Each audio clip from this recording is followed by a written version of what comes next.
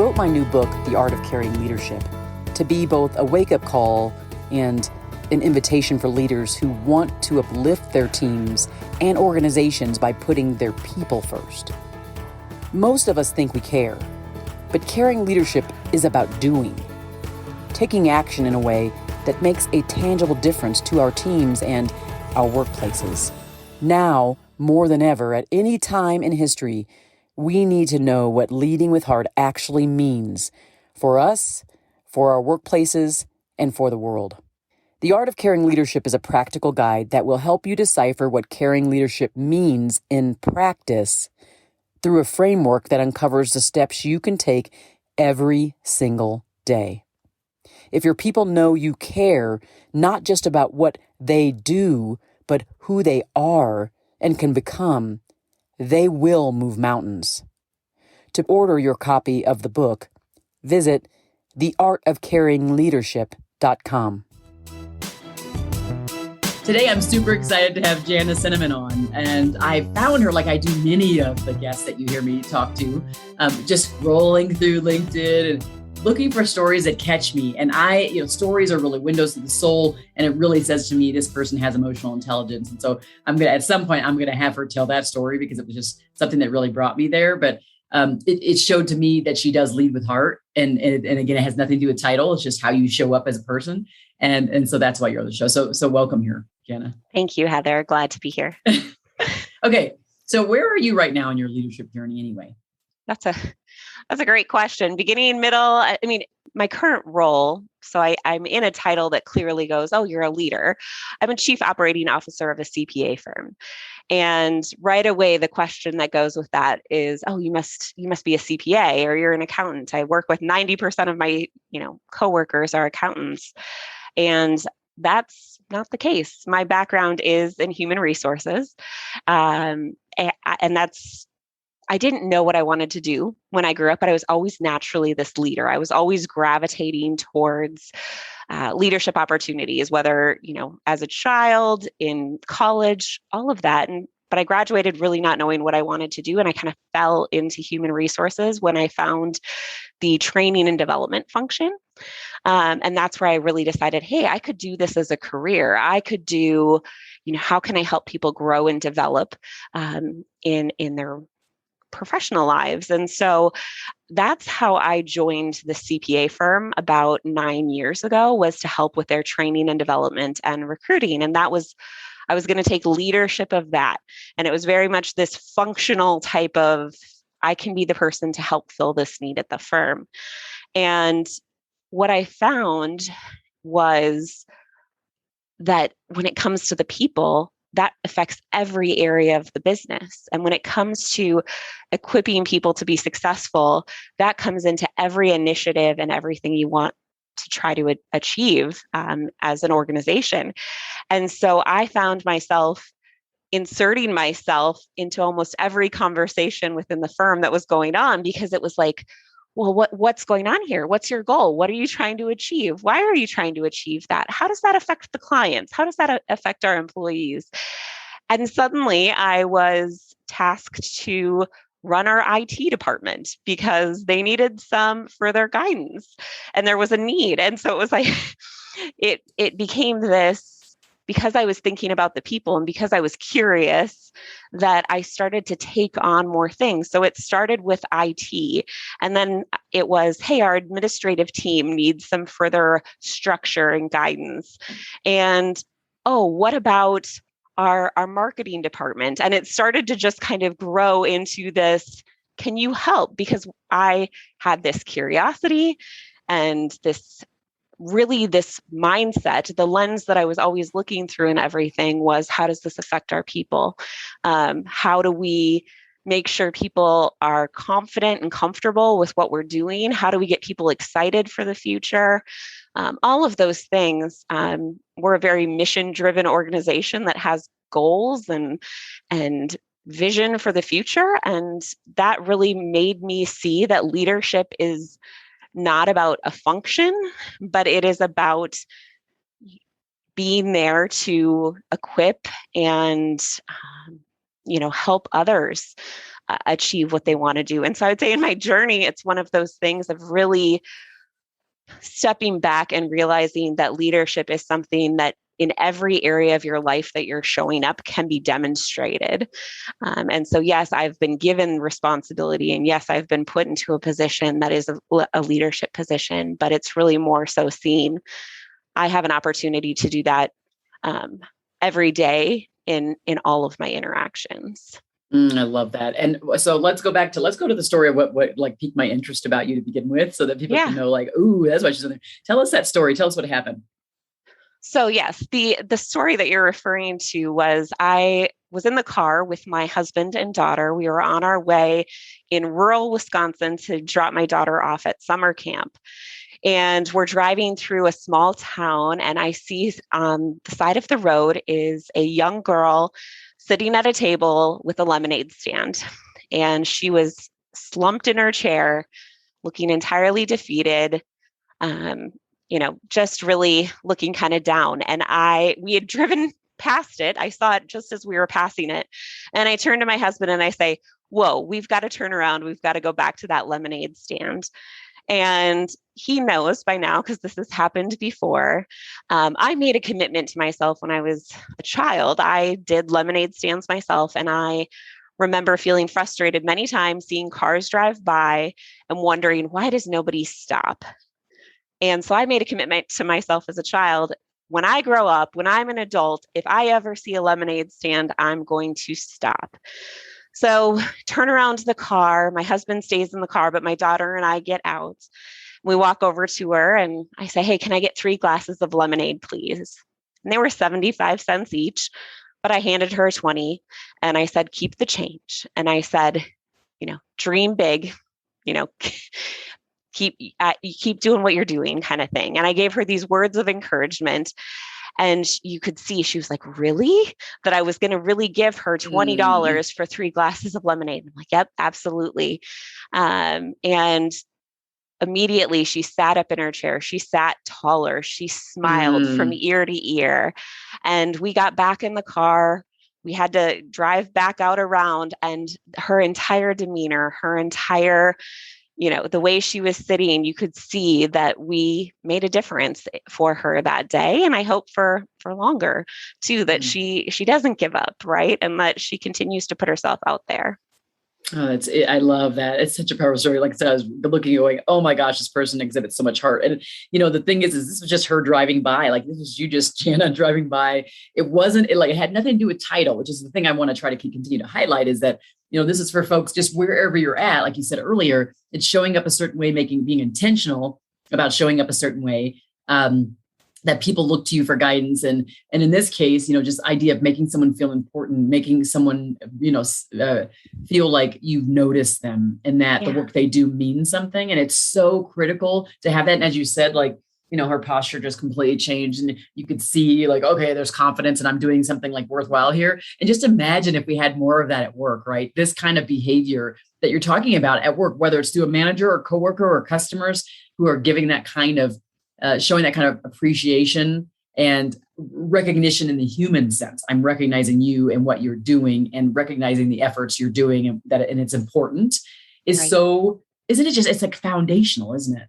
Right. And I think about it as I was always the type of person, I don't know if you relate to this, Heather, of growing up and over the years, I'm a do life big kind of person, right? Where it's like, oh, if I'm throwing my daughter a birthday party, it's going to be the best birthday party you've ever had, right? Like I like to do these really grand gestures and kind of these over the top kind of things. And I do think, you're one, Heather, who you talk a lot about. It's not just the words you say. It's not just, oh, I care about you, but it's the actions. And the reality is with the caring piece and demonstrating that for others, showing heart, it doesn't have to be grand. It can be the smallest thing, the smallest little token or gesture that shows somebody that you care. I think that's really the thing to remember, because I think sometimes we think that we have to do oh, my coworker is sick. I need to go home and make them 7 batches of soup and fresh bread and, whatever. Like, no, that's awesome if you do that. But you also could just send them a note in the mail saying, I'm thinking about you. I hope you feel better. It doesn't have to be grand. Caring happens in the small too. It really does. I'm doing a TEDx at the end of this month on the radical power of carrying leadership. And basically you just like, there's one whole paragraph. That's what you just said. So true. So I'm like, I may even insert your story as one of the examples. Cause there's, having the stories in there so that they can see it doesn't have to be some big thing, but that we all have to be intentional about it. And also the other thing is that for me, it's not a random act of kindness either. It's being intentional about establishing the human connection and the relationship with a person, and maybe even for the long haul if you can. And so that it's a little bit nuanced. Random act really is like, I don't know you and I'm just gonna make you feel good. And right. In this case, it's like, I'm thinking about the human connection. I'm looking at relationships, and that might be more than just like a one event type of occurrence. Right. And I think it's something, in this case, it was in fact, like, it wasn't really random. I mean, it was a random act, but it was kind of like, it was intentional because for you, it was founded on this idea of I didn't feel important. People didn't stop for me. I want someone to feel important. I feel like it's just, it's different. It has a why or a mission behind it. Right. Right. And so I think that's the really cool part about your story and what you did for her. I mean, and again, just thinking about how we expand upon that ripple idea. What if we did that at work? If we did that in our homes, if we did that in our churches, like whatever, right? What if we did that more consistently and more intentionally? Right. I think what would that look like? Intentional piece that you talk about there, it's the keeping your eyes open, and it's being aware and paying attention to things, right? Like, it's hard to demonstrate care if you're not paying attention to the world around you, because it is, me stopping for the lemonade stand was because I didn't have my nose buried in my phone. It was, my eyes were up, my eyes were looking. Otherwise we could have totally passed by that girl. And it's that paying attention to the people around you. You're not going to be able to, it's going to feel like it's going to be a random act of kindness, right? If you have nothing to base it on, no connection, no thing to draw upon. I know it is for whatever within me. There is this awareness I have for people and my surroundings. One of the things that I think of, another story I would just share briefly, my boss, oftentimes he goes, I don't know that I've ever met anybody as thoughtful as you. Mm. And what I would say is it is this paying attention to what's going on. So an example of one of the things that he said that to me recently was he had shared in a meeting that his daughter just passed her permit driving test. And a few days later, I was going through a Starbucks drive-through, and I know that his daughter is a big fan of going through Starbucks. That's come up on multiple occasions. And I thought, you know what? I should send her a $10 gift card and say, hey, congratulations on passing your driver's permit. Make sure you practice going through the Starbucks drive-through because that's a life skill. And so I sent her this $10 gift card, and she was blown away. And my boss was blown away that, what made you think of that? That was awesome. And it was one of those, again, it's just the paying attention to those things. Mm-hmm. Why should I be carrying that? In the grand scheme of things, of everything I've got going on, why would that grab my attention? Well, it does, because I care about people, and that's a life thing that's happening for somebody, and I'm listening. But that's how you care, is by paying attention. Eyes open, ears open. Yes, it's so true. I always tell, the kind of prerequisite for that caring leader is the awareness. So it's like, and you can't get aware unless you're listening. So you gotta pay attention. And then you got to have the desire to do something about it. So it's kind of like you have to say, I'm going to do more than just listen and be empathetic. I'm actually going to take action. And that's where that next kind of, desire to do something. And then this whole idea, the third thing is, do you have the kind of the stamina to see that change through, whether it's like for you as a person where you're saying, I want to be this. I want this to be a long-term change in me. I don't want it to be a one and done, that same type of situation. And with you, like, is it this level of intentionality that says, this is who I am. This is who I'm choosing to be. Even if I wasn't that person yesterday, I'm choosing to be that person today. Yeah. Right. Is huge. Because I think oftentimes we go, well, I don't know. I just really haven't been that way normally. And it's like, well, it doesn't matter. You build the muscle, yesterday. You practice, and yes. Yeah. Yep. Oh, I love that. Want to inspire loyalty with your leadership? Take the Caring Leadership Self-Assessment today and discover what actions you can take personally to uplift your team and your organization. Created in conjunction with my best-selling book, The Art of Caring Leadership, the Caring Leadership Self-Assessment is designed to help you identify key areas for growth so that you can become known as a leader with heart. Once you complete the self-assessment, you'll instantly receive a free report highlighting areas in which you can improve. You'll also have the opportunity to upgrade to a more detailed report providing you with additional insights, as well as recommended next steps for your journey as a caring leader. Simply visit caringleadership.co and click Self-Assessment to take the Caring Leadership Self-Assessment today. So I'm curious to know, where did your drive to lead come from? Did it stem from something else? Did it stem from something, when you were younger? I'm curious. I would say, I think there must be something within me that I just was always somebody who wasn't really satisfied being on the sidelines. I wanted to be in the middle of whatever was going on. Maybe it was that fear of missing out thing of wanting that. I remember I have this natural ability to, I think, see what may need to be done and figure out a course of action forward. So if I'm put into a situation and it's like, well, what are we trying to achieve here? What's going on? My mind naturally starts churning in terms of, well, how can we make that happen? And I remember early on, it was, I was early in high school, and we had a musical at school, and I love to perform. I love to sing. I love to do all of that. And so I had auditioned to be in the musical, and the director came to me and he said, "What do you think about being our stage manager?" And I know it was not because I couldn't sing or because I couldn't dance, right? It wasn't like, oh, we don't want you on the stage. But I kind of paused where I was like, that's not what I signed up for.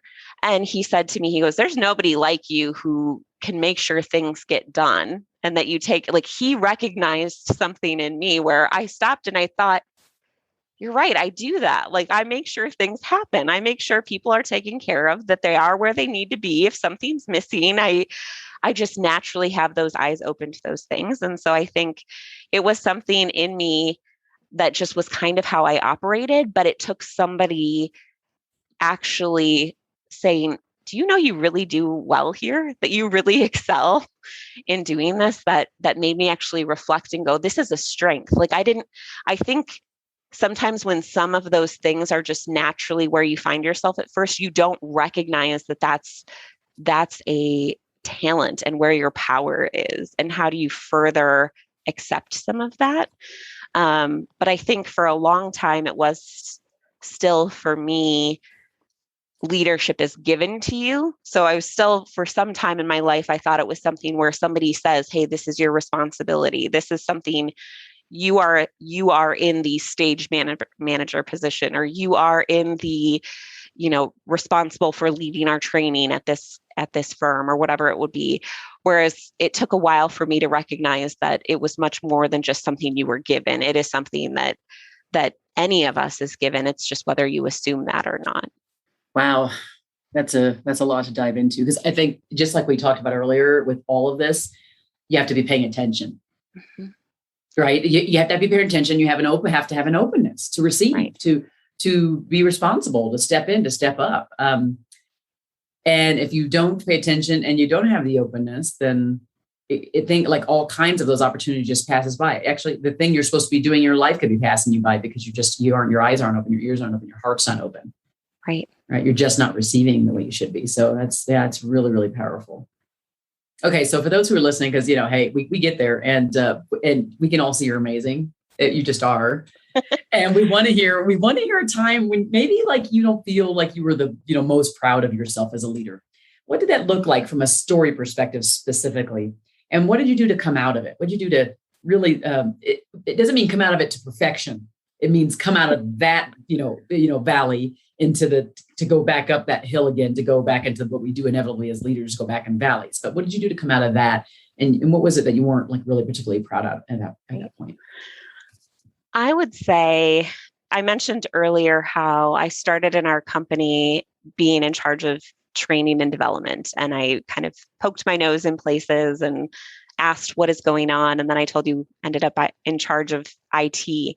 Well, the story with that at the time was we had a legacy IT system that we'd used for years. And I had heard that we were making a big change to a new system.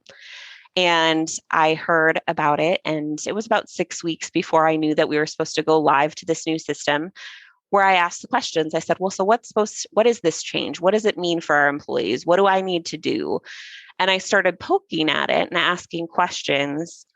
And I found that this is a huge thing. And we maybe had not recognized the magnitude of what we were going to be going through in about 6 weeks' time.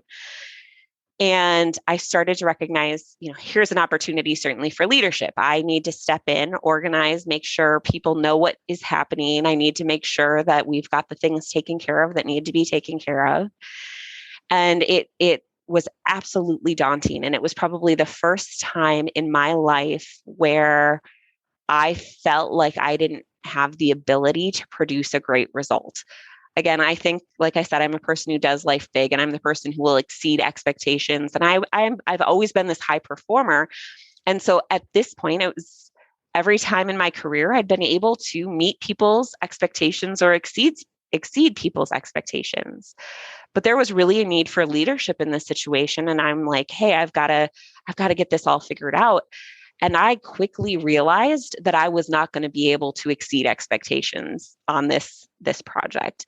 And I felt as though I started to spiral a bit in terms of pointing at all of the reasons why this was not going to be a good project, why this was not going to go well, why, I got into a place of a negative mindset where it's like, well, we should have done this and this should have been done. And, oh, well, I wasn't involved. So if I had been involved, we wouldn't be at this point. And got into a pretty dark place for a while of, yeah, leaders needed, and I'm going to take care of what I can, but just some resentment around it.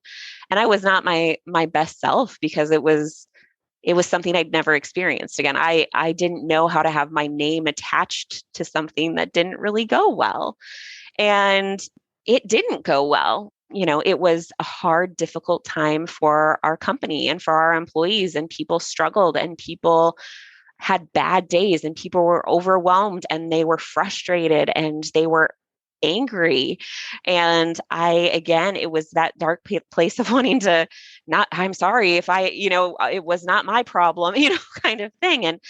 And where I really had a turning point was this recognition of a leader's role is not to step up to the plate and hit a grand slam every time they get up to the plate. That's not the role that should be expected of me. That was what I experienced in life, is that I was always hitting the home run. I was hitting the grand slam. I was impressing people. That was what it was. I was a high performer. And that's what I did. And I realized I took a big step back and really reflected and realized, that was a situation where I wasn't even going to hit a single. My best bet at that point was to step up to the plate and get hit by the pitch and end up on plate just by getting hit by the pitch. But the recognition that that's not a failure. What my team needed was that I actually stepped up to the plate and that I didn't blame anybody else on the field for the fact that I was stepped up to the plate and I wasn't going to hit a grand slam. The fact is that I stepped up to the plate, right? And so it was this recognition of, I can't control what happened the 7 innings before now. I can only control me stepping up to the plate now. And the fact that I'm stepping up to the plate, whether I swing and I miss, or whether I hit a single, or whether I fly ball, and whatever it is, I stepped up to the plate. And it was that results matter, but it's not what is the full focus of being a leader, right? It's not just the end outcome of that project was phenomenal or you got that big win. Sometimes it's again, you just step up to the plate. And I think that's really a huge turning point in my career, was recognizing you're not always going to be the grand slam hitter. You're not always going to be the one who exceeds all expectations and wows in everything you do. Sometimes you're just going to show up in that moment and be there. Oh my gosh, is that it? And it's such a hard reality, isn't it? I mean, I see that in everything I do. When I think about, like, especially as a speaker, it happens often where it's like, ugh, I think that was like my best performance. Or then there's other times you're like, yes, like I know I did it. But in that role, because it's singular versus like organizational, you do feel like it's more about you than anything, right? But I think when I think through this idea of not being tied to the outcome, but like being tied to the willingness to step up, that's pretty powerful. Because I think that if less of us were tied to the outcome and more to the fact that we just decided to kind of, someone had to do it and we stepped up, we'd get a lot more people stepping up. We'd have a lot less anxiety around leadership. But because we do see ourselves as like, I've got the bat cape on, got my shield, whatever, and no one's going to penetrate me, like that kind of thing. Right. It makes it really, it makes it not palatable for many people to do. But I think if we say, let's release the outcome, again, you have to have the result. Like, results is important in an organization, period. So we have to get results. But if we are just starting off with just results, there are people who I know, and I think about like folks and their behavioral style and the things that drive them, who are just super duper success oriented, very, very related. It's all about achieving, winning, and that's just all they care about. And that's a hard person to be, or hard walk to take, because of what you just said.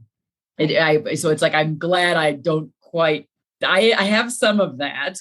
I've learned with wisdom, with age, right? That what you talked about is that it's like, okay, Heather, like there's lots of variables in here, and it's not all about you. But at the same time, you got to do the right thing. And you can't, people say to me, well, what if this person's not receptive to this? And what if I do this, but they don't do this? Well, you can't control them. Right. You can only control what you do. Right. Yes. Yes, accepting that is certainly a hard time. Like, I would love to be a puppet master at times and control people's actions, but that's never going to happen. Yeah, exactly. Yeah, not happening. Oh my gosh. And now it's time for Ask Heather Anything, where her guest gets to turn the mic on her and ask Heather anything that they would like to know. We've reached the point where we're going to turn it over to me, and you're going to ask me, turn it over to you, you ask me, what is the thing you'd like to ask me? Is there something that, oh my gosh, I'd love to ask Heather this thing. You just ask me. I could really be anything. Yes, I would love to. So one of the things that I know, in the email that you had sent me before this, of questions that maybe we would discuss. Clearly, in this last year and a half, there's been a lot of things that we've all been dealing with, whether personally, professionally. But we were talking about, where we're both located earlier, and I'm based out of Minneapolis. And so I know a passion of yours is diversity, equity, inclusion, belonging, all of that. And so here in Minneapolis, we are where a lot of the conversation started a year ago with the death of George Floyd and Dante Wright, and the aftermath of that. And certainly, I think across the country, organizational leaders were having tough conversations about this topic, and conversations where it suddenly felt urgent, where it probably was been urgent for people for a long time, right? And it was just now it was in front of us and it was right there. And I think one of the things that I've struggled with a bit, and so I'm curious of your thoughts on this, Heather, is I feel as though, because it was right in our backyard, because it was right there, it was this feeling of, what do we do? And, we start going through all of the, what are we doing in terms of education? What are we doing in terms of having the conversations internally? What are we doing to make sure that we're a more diverse workforce? But I have this concern, this lingering concern, as we move out of the immediate and we continue forward, that I want to keep that sense of urgency there. But I'm worried about it being a check the box type of thing for for organizations or for leaders. Like, oh, yes, you should be recruiting more diverse people. Yes, you should be making sure your workplace is inclusive. You check the box that you're recruiting at historically Black colleges and universities. You check these boxes, right? But that's not what caring leadership is, right? Is checking boxes. So I'm curious from your perspective, how do you make sure as a leader that those efforts around diversity, equity, inclusion, belonging, all of those things aren't just check the box? How do you make sure that it is more than that? Yeah. I mean, I'd say, here's what I would say first, like organizationally, I think having a strategic plan in place, having a plan that has DEIB components spread throughout the organization's strategic plan will keep folks' eyes on the prize. Because if you don't incorporate it into the overarching plan, then it's like this side of desk thing. And then it becomes less important over time, particularly when the news kind of simmers down. Sure. I would say another really big thing that organizations don't do enough of, but that should do, is storytelling. So they should be socializing the stories that they're getting, either through DEI surveys, through roundtables, through manager, whatever it is, getting surveys, getting stories, grabbing stories, and then socializing them amongst everybody so that it stays in our hearts, it stays lodged in our hearts and our minds, so that we don't just go, oh, the news is simmered, we don't see it anymore, we don't need to do it anymore. But if we continue to show like this, I have one where there was right in front of me, there was microaggression that took place, and there was so much grace that happened between two people of different backgrounds. And so I ended up bringing it on my podcast, and I ended up doing a LinkedIn Live. And it was like, how many more ways can I socialize their story, their message, and the grace they gave each other in the moment? And I think that's the kind of stuff we have to be sharing in organizations to keep it alive, to keep it not off the radar, and to keep it from being side of desk. I love that storytelling. That's huge. I think that's where it feels going through the motion if you don't make it human and you don't. Yes, storytelling is huge. I love that. That's great advice. And I do think your message too about the strategic plan of having it woven throughout that versus this thing on the side. Yeah, happens a lot. So I'm in that mode now where I'm talking to clients like, okay, well, let's not have a separate document. Let's actually merge it into this, and let's make sure it's on our dashboard at the top level. And so that's good stuff. Thank you. I appreciate thank you. Thanks for asking. That was a really I love that question. Thanks. Okay, so now for those who are listening, who may need a little bit of extra motivation, who maybe they want to like be, starting a lemonade stand, or right in their own way, or they want to be the person who goes and stops that. Well, what would be a couple pearls of wisdom you'd leave the listeners with today that could get them through the rest of the week? Yeah, I think I'd reiterate the one I said at first, right? It doesn't have to be grand. It can be the smallest thing. And I think it is that, start small, try something small. It doesn't have to be huge. Again, take a note card sitting close to you, take a Post-it note for all it is, and write a quick note and go drop it on somebody's desk. That smallest thing is huge. Don't diminish the value of that. But I think the other big thing that I would say is, if you want to be a caring leader, you have to be willing to be cared for. I think sometimes we feel as leaders that we need to demonstrate strength and resiliency and a tough, like we can handle the hard things that come our way. And I think if we don't demonstrate a willingness to be cared for, it makes other people feel like they may not be worthy of care themselves.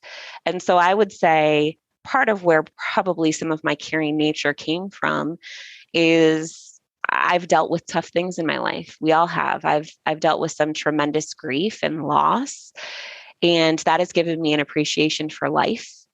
It's given me an appreciation for the fact of what really matters.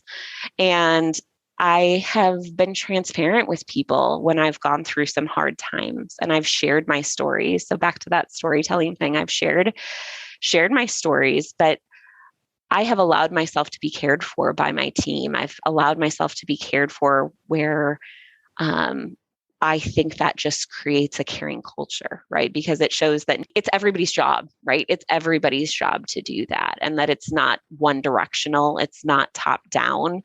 It's it's multi-directional. And so I think that's my advice to people is be willing to be cared for, be willing to tell people if you're what's going on in your life. That in itself, I think has truly allowed me to be that authentic, caring leader and have other authentic, caring leaders around me.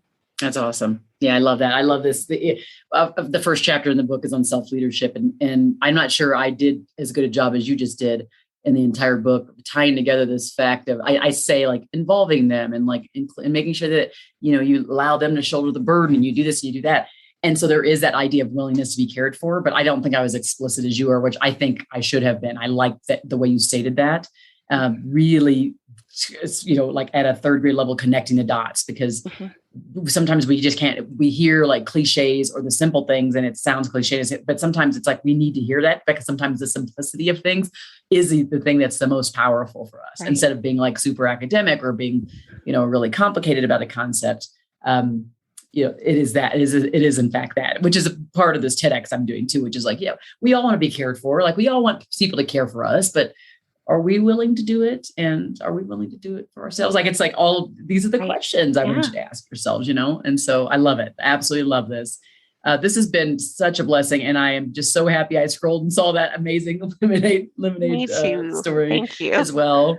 Oh my gosh. For those who are listening right now, if you really have found great value in my discussion with Jana, make sure you share this episode far and wide, because this is how we start to socialize the issues. We help other leaders just by sharing. And don't forget to go write the 5-star review on Apple Podcast or wherever you listen, because again, it brings us up. In fact, my team has told me that we are moving up on the management podcast ranks worldwide. So that's kind of exciting. And that's just because it's real here. Right? It's real. We don't just talk about all the good stuff. We also talk about times when we weren't so great. I think that's where the learning takes place. So thanks everybody for listening. It's been amazing. And of course, Jana, thank you again. It's just been a blessing for me. My pleasure. Thank you. Thanks everybody for joining the Leadership at Heart podcast. Be well.